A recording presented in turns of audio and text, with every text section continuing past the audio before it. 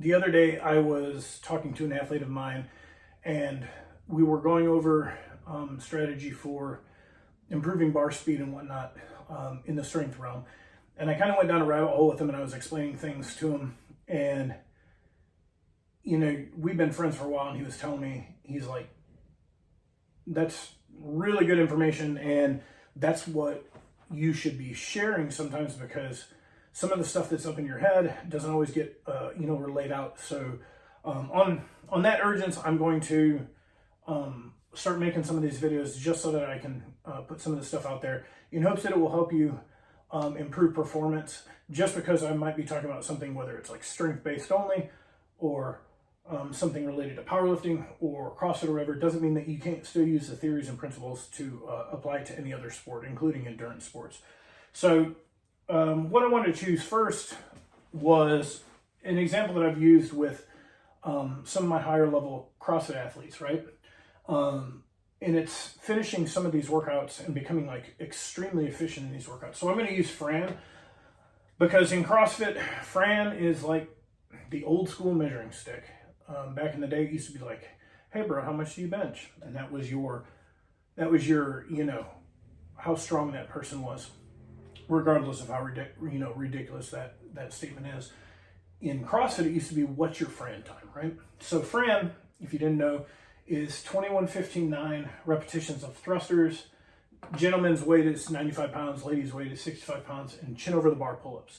So you would do 21 thrusters, 21 pull-ups, 15 thrusters, 15 pull-ups, 9 thrusters, 9 pull-ups, as fast and as efficiently as you can do them. So when you're talking about something like this, CrossFit's greatest strengths comes in the form of couplets or triplets. So all of the old school girl workouts, nasty girl workouts, they're going to be couplets, triplets mostly. So couplets are 2 movements put together, and if you want to think of this in terms of strength training or hypertrophy training, think of a push-pull or antagonizing body parts. Like you do a superset of say a bent over row, which is going to be your pull, and then you're going to immediately go into, say, like a max rep set of banded push-ups, right? So they're both horizontal. It's a horizontal pull and a horizontal push, but the stimulus is always crazy. And the whole push-pull scenario never fails to destroy people in CrossFit. So when you're breaking this down, right, we've got 2 movements. So we've got a movement over here, which is going to be thrusters. I'll talk about that in a second. And then a movement over here, which is pull-ups. Then we talk about, okay, what makes somebody go from like a beginner to an intermediate to having an elite time, etc. Now, I will say this with like the caveat of, if we practice something long enough, we can get very, very good at that thing. So I could take somebody and, as long as they can do pull-ups and they can do thrusters, in a couple months I can get them down to a very, very, very highly competitive Fran time. And it's because we've broken these things down, this workout in particular down. We've practiced it until we've almost gamified that particular workout. So keep that in your head, but you can essentially do this to anything. So step 1 would be like, can I get this person in a sub 6 minutes? So can we get it in 55 minutes and 59 seconds or under? I would say the next step would be a sub 4 minute. And then, elite level would be, under 2 minutes and 30 seconds, sub 2 minutes. I've witnessed 2 people with my own eyes in person do sub 2 minutes, not to mention that, you go on YouTube, there's tons of people that have done it over the years. But you're talking about milking that workout for everything that it's worth that one time, and everything's going correctly, including your transitions. So let's break this down, right? And to give you, from my personal experience, the first time I did Fran, it was like 14 and a half minutes, because I could only do strict pull-ups. I didn't know how to kip, didn't know how to butterfly.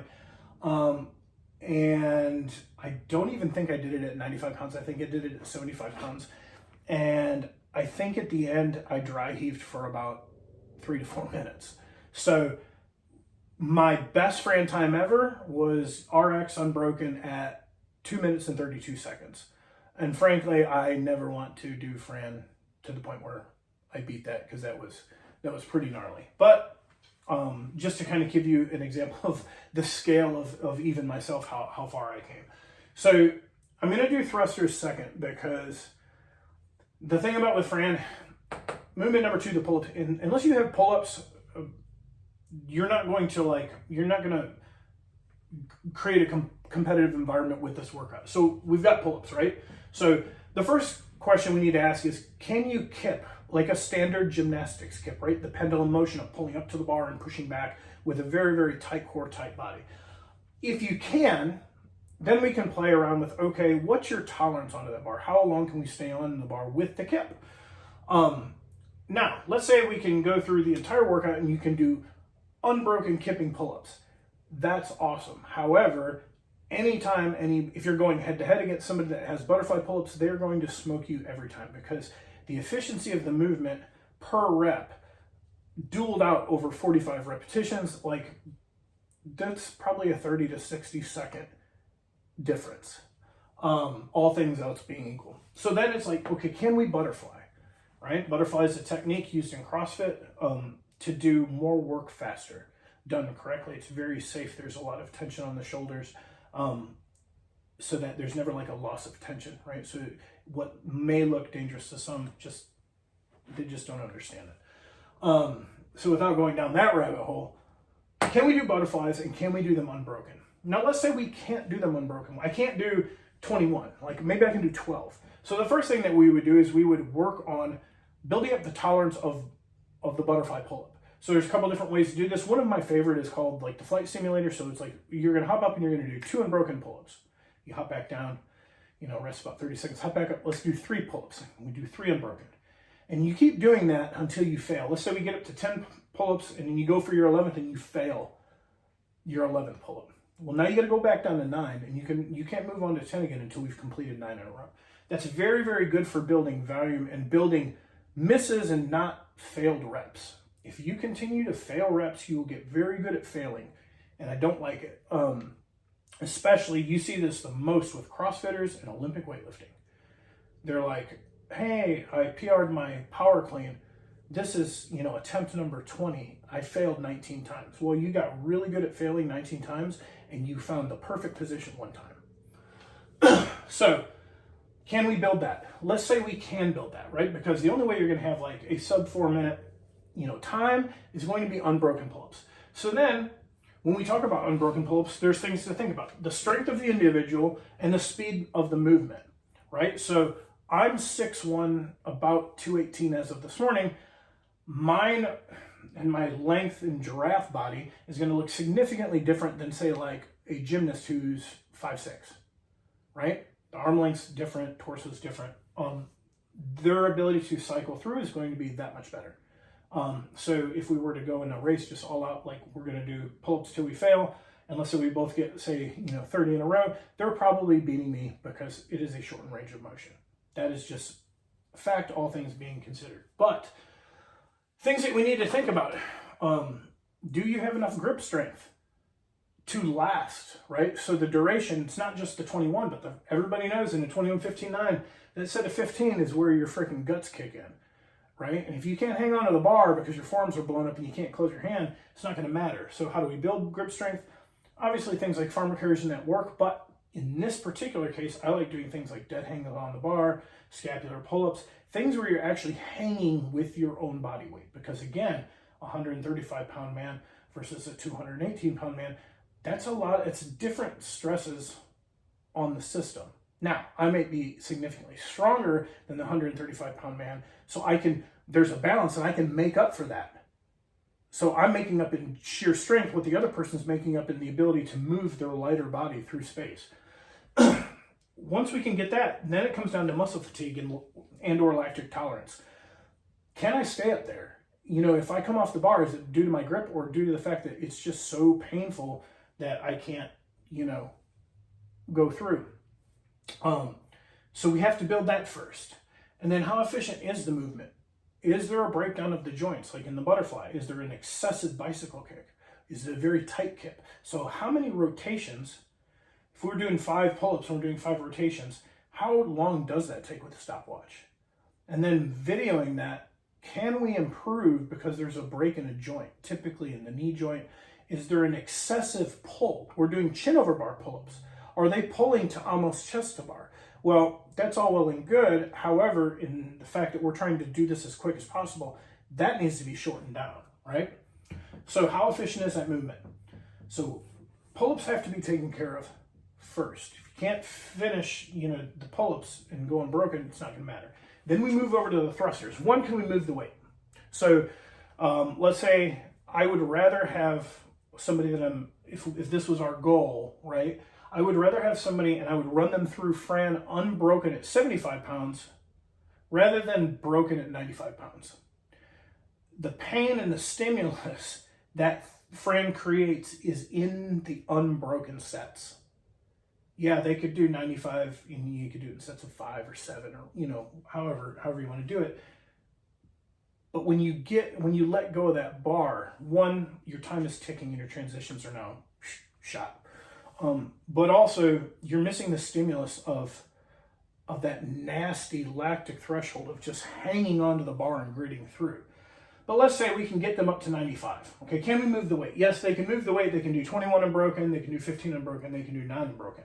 So then it goes down to how can we go faster, right? Well, gravity is what gravity is. Then we take a look at, right, the height and the strength of the lifter. Again, I am 6'1". It takes a little bit longer for me to do one repetition as somebody that is 5'6", 5'7", right? So again, if we're going to do 30 unbroken thrusters, that person is probably going to beat me by a few seconds because they're cycling through a little bit quicker. Then it's like, okay, well, you can't change your height, what do we do? How do we make that bar go fast? So a lot of times people are like, well, let's practice with a 105-pound bar. If I can move a 105-pound bar, when I go to 95, it will feel light. In theory, I get what you're saying. In reality, that's not going to happen. And the reason is bar speed is king, right? So if I'm moving my 95 at, X time, right? Let's just say 1 meter per second. When I put 105 on there, I will move that bar slower. Will it be visible to the eye? Probably, but also the better you are, probably not, right? We'd have to have something to measure the bar speed. So if you're trying to use heavier weight to improve bar speed, what you're going to do is when you move that heavier weight, you're going to slow down and you're teaching yourself to slow down. So then when I pick that up, yes, it's going to go. There is a compensation factor, such as like, oh, if I'm going to do a vertical, I'm going to jump with heavier weight and then my body is used to producing that same rate of force. The problem with something like this, where it's repetitions dueled out over time, your bar speed will not stay the same. It will not. So therefore, you will slow down. So you're teaching your nervous system to be slower, and that is not what we want. So we have to practice at 95. So we got to get the speed of the bar up, right? Because it's your body weight plus the load of the bar, plus the distance that bar has to travel. I'm 6'1" with stupid monkey arms, so that bar has to travel significantly higher, right? So how do we do that? Assuming pull-ups are taken care of, now the only thing that we can milk out of this workout is how fast I can cycle that barbell, right? So obviously we're going to get a stretch reflex out of the bottom, yada, yada, yada. We're moving well. So how do we do that? The answer for this, and what I've done with my athletes, is accommodating resistance. So what that means is that I would take an empty barbell and then I'd put them in a cage, right? And then I would strap very light, so like the orange, the micro mini bands over the bar. And they would sit there and they would perform repetitions. So they've got gravity, the weight of the object, and now it has the band tension that is pulling them down faster than the rate that gravity would normally have happen. You start doing this and you start doing it in sets, and and it's exploding because now your body is having to produce more force every time to produce that bar. And then once we start doing that, you can take the bands off, add the straight weight back on, and their time between will be significantly faster. So an experiment is take somebody 10 reps on the bar, right, with 95 pounds. No bands. How fast do we do it? Let's just say, I don't know, 8 seconds, right? 8.2 seconds. Then we're going to do 5 sets of 5, empty bar, but banded thrusters. During that time, it's extreme power. You're pushing through the floor, you're exploding, and your form remains intact. The bands also help with that, because if you get out of position, it's going to pull you to the ground. So you do 5 sets of 5 with a little bit of a break in between. Give yourself enough time to recover, and then you're going to go over and you're going to pick up that empty, or not, that 95-pound bar with no bands again. Guaranteed that set of 10 goes faster, right? So that's kind of how we break down movements. It's like you break it into the 2 movements. How are the movements done? How can we improve each piece of that movement? Because just doing Fran over and over and over again, that's only going to help you so much. And it sucks and it's tiring and you get so sick of it by the end, it wouldn't matter anyway.